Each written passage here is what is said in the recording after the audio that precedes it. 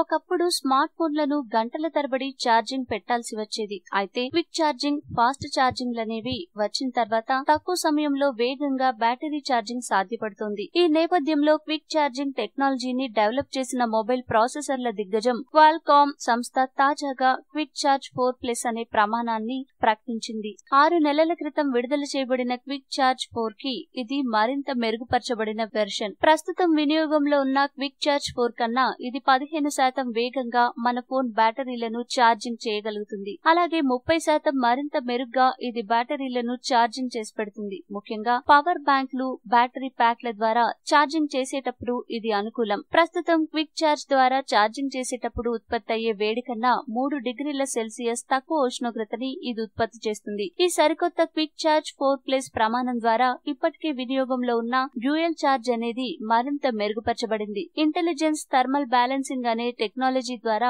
ఉష్ణోగ్రతలను ఇది తక్కువగా సెట్ చేస్తుంది. అలాగే ఫోన్ ఛార్జింగ్ చేసేటప్పుడు ఓవర్ హీట్ అవ్వకుండా, షార్ట్ సర్క్యూట్ అవ్వకుండా అదనపు సెక్యూరిటీ జాగ్రత్తలు ఈ క్విక్ ఛార్జ్ 4+ లో తీసుకోబడ్డాయి. త్వరలో ఈ క్విక్ ఛార్జ్ 4+ ఆధారంగా తయారు చేయబడిన ఫోన్లు మార్కెట్లోకి విడుదలవుతాయి.